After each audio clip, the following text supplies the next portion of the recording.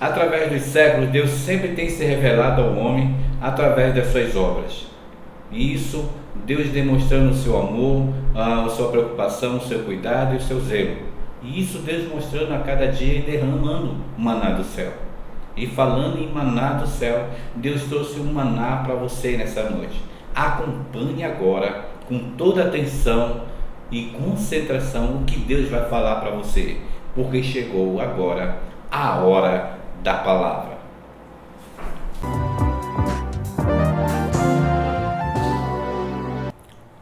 A paz do Senhor, meu amado, minha amada, que Deus abençoe você que está nos assistindo. Eu quero trazer uma palavra de Deus para a sua vida. A palavra de Deus nos diz, no livro de Efésios, capítulo 2, versículo 8 em diante, diz assim a palavra: porque pela graça sois salvos por meio da fé. E isso não vem de vós, é dom de Deus. Não vem das obras para que ninguém se glorie, porque somos feitura sua, criados em Cristo Jesus para boas obras, as quais Deus preparou para que andássemos nela. Meus queridos, nesta noite eu quero falar um pouco sobre a cidade de Efésio. Quando o apóstolo Paulo escreveu esta epístola aos Efésios, esta epístola foi escrita direcionada a uma sociedade bem estruturada. Por que Paulo escreve essa epístola então? Visto que a cidade de Efésios era uma cidade da capital romana. A cidade de Efésios era a cidade, vamos dizer, que era a cidade principal de Roma na região da Ásia. Então, a cidade de Efésio, ela era bem estruturada financeiramente, ela era bem estruturada socialmente e ela era bem estruturada também religiosamente. Na cidade de Efésio ficava o templo da deusa Diana, uma deusa da mitologia romana. Então, naquela cidade era um dos maiores centros socioeconômicos daquela época, principalmente na região da Ásia. Então, se você for avaliar, os moradores de Efésios tinham boa condição financeira, eles tinham boa condição social, eles tinham tudo. Então a pergunta fica: para que eles precisavam de Jesus? Essa é uma questão que nós batemos muito nos dias de hoje. Visto que aquela sociedade tinha tudo o que precisava aos olhos humanos, porém não tinham Jesus. Para que uma sociedade daquele nível, uma sociedade com toda aquela estrutura, precisaria de uma nova religião, a qual estava mudando o mundo na época? Porque, como eu disse, eles tinham dinheiro, eles tinham boas estruturas, uma infraestrutura de primeira, como nós vamos ler no livro de Atos, no capítulo 19, a cidade de Efésio tinha um anfiteatro, tinha a escola de tiranos, que era uma das maiores escolas filosóficas da época, e tinha o templo da grande deusa Diana dos Efésios. Então, essa cidade ela tinha tudo o que necessitava, porém, eles precisavam de Jesus. Porque a questão é, onde fica Efésio hoje? A cidade de Efésio passou. A cidade de Efésio terminou. Hoje, a cidade de Efésios existe na história, até o seu nome foi mudado. Todavia, os crentes que foram alcançados naquela época partiram com a certeza da salvação.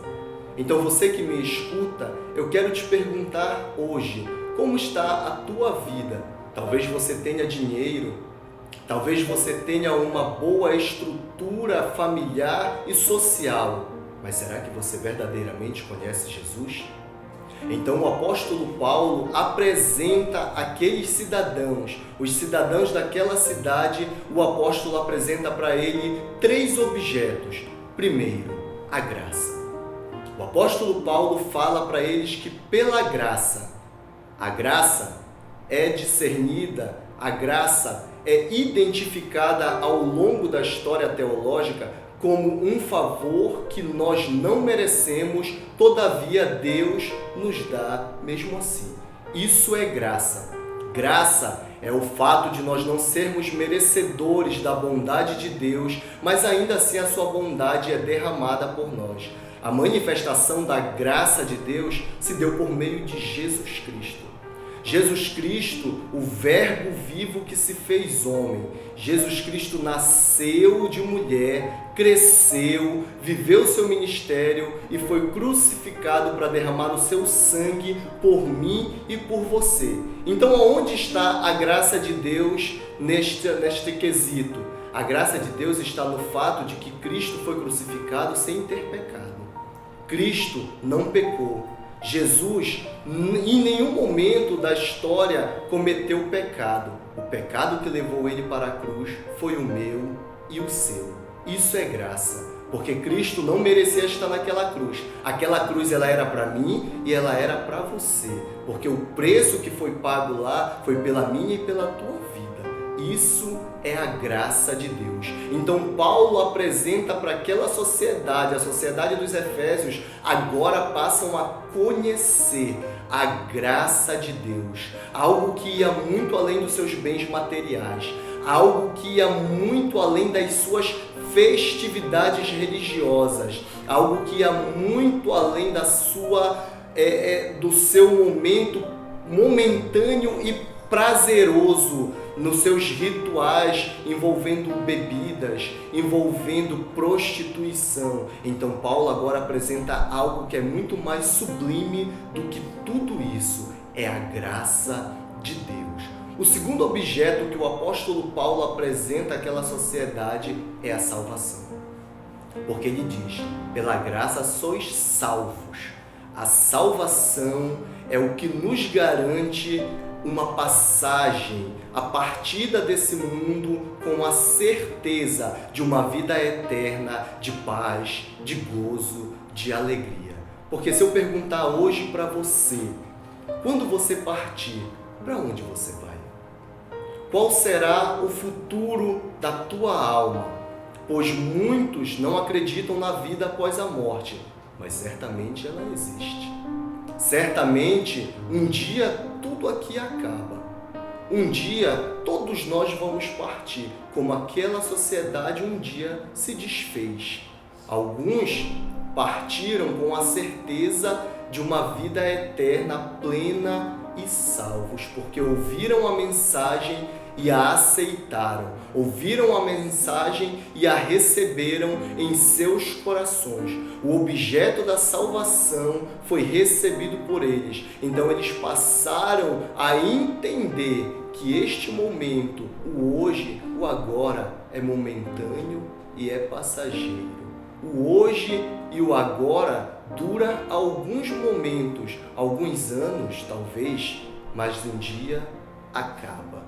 Então a graça que foi manifestada foi com o objetivo de trazer a salvação, porque todos nós necessitamos de ter uma continuidade e todos a teremos, mas a escolha cabe a nós. Aonde continuaremos a nossa vida quando partirmos daqui? Em uma eternidade no céu ou numa eternidade no lago de fogo, como diz a Bíblia? Então, o segundo objeto apresentado pelo apóstolo Paulo foi a salvação. O terceiro objeto apresentado pelo apóstolo Paulo neste texto é a fé. Quando falamos da fé, nós falamos de uma pequena palavra com um sentido muito amplo e muito abrangente. Em que sentido? No sentido de que a fé é a única maneira de o ser humano tomar posse da graça que Deus ofereceu e de alcançar a salvação. Então veja bem, os dois primeiros objetos, a graça e a salvação, são ofertados por Deus. Inclusive o apóstolo vai dizer na continuação do versículo, e isso não vem de vós, é dom de Deus. Durante muito tempo acreditou-se que quando o apóstolo dizia que isto não vem de vós, é dom de Deus, ele estava se referindo à fé.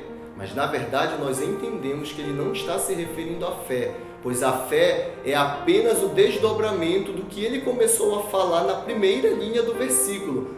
Porque pela graça, a graça é o dom de Deus. É sobre isto que o apóstolo está se referindo quando ele diz: isto não vem de vós, é dom de Deus. O que não vem de vós? O que é dom de Deus? A graça. E pela fé nós podemos nos aproximar da graça e pela fé nós somos salvos. Pela fé nós tomamos posse da salvação. Então, eu te convido nesta noite a canalizar a tua fé, a direcionar a tua fé a um único propósito. Qual o propósito? O propósito de acreditar num único Salvador que se chama Jesus Cristo, aquele que desceu do céu, aquele que viveu como homem, aquele que foi até a cruz para derramar o seu sangue por mim e por você. Porque quando nós cremos em Jesus Cristo, e a Bíblia fala isso em Romanos capítulo 10, que com a boca nós confessamos, mas com o coração nós cremos para a justiça e com a boca confessamos para a salvação. Então veja bem o poder da fé. A fé, quando é direcionada ao objeto correto, a fé, quando é direcionada ao propósito correto, ela é capaz de produzir a salvação. A salvação que vem pela fé no Filho de Deus. Então creia. Hoje eu te convido a crer num único Senhor, a crer num único Deus, a crer em Jesus Cristo, que deu a sua vida por mim e por você. Para concluirmos, eu gostaria de utilizar os outros dois versículos, versículo 9 e versículo 10. Versículo 9 diz assim: e isso não vem das obras, para que ninguém se glorie, porque ninguém tem mérito. Ninguém consegue barganhar nada com Deus. Não adianta uma conta corrente ou uma conta poupança com dígitos altíssimos. Se você não tiver fé, você não consegue comprar a sua salvação. A sua salvação não é comprada, ela não é barganhada, não é uma negociata. Os céus não é um balcão onde você chega e com aquilo que você tem, você pode comprar ou vender alguma coisa. Não. Nos céus, você chega pela fé, unicamente pela fé. João, capítulo 14, versículo 6, diz assim: e disse-lhe Jesus: eu sou o caminho, a verdade e a vida, e ninguém vem ao Pai a não ser por mim. Veja bem o termo, ninguém. Ninguém chega ao Pai se não for por Jesus Cristo. E ninguém pode se aproximar de Jesus Cristo se não for pela fé. Então a fé não vem das obras, a graça não vem das obras, não vem daquilo que nós possuímos ou possamos fazer. Todavia, quando nós cremos, e hoje eu quero lançar uma palavra para a tua casa e para a tua família, aonde no versículo 10 Paulo diz: porque somos feitura sua, criados em Cristo Jesus para boas obras. Eu quero te convidar a se animar, porque quando você crê em Jesus Cristo, as boas obras automaticamente entram na tua vida, não pela tua capacidade, mas pela operação do Espírito Santo. Então, se você está precisando hoje que Jesus entre na tua casa, que Jesus entre na tua família, creia e Ele vai mudar este quadro que está acontecendo. Creia e Ele vai levar salvação para a tua casa. Feche teus olhos. Eu quero orar por você nesta hora. Oremos. Deus, em nome de Jesus, Pai. Senhor, eu quero te agradecer, Pai amado, por esta palavra, Senhor, que foi lançada nesta noite. Pai, eu creio, Senhor amado, que a palavra tem o endereço certo e que esta pessoa que está me ouvindo, Pai, nesta noite, Senhor, está ouvindo e entendendo esta palavra, Senhor, e ela está crendo, Senhor, e ela está recebendo no seu coração, e o teu mover e o teu agir vai alcançar a sua vida. Deus, em nome de Jesus, Pai, entra nesta casa, entra nesta família, Senhor. Reconcilia os corações, Pai. Reaproxima o pai do filho, o filho do pai, a mãe da filha, Senhor. Deus, restaura, Senhor amado, esta família, Pai amado. Que nesta noite, Deus amado, pela fé que eles possam depositar no Senhor Jesus Cristo a salvação entre em seus lares e eles sejam, ó Deus, salvos, alcançados, transformados e as obras do Senhor passem a fazer parte das suas vidas. É o que eu te peço em nome de Jesus. Deus te abençoe. Fique com esta palavra em nome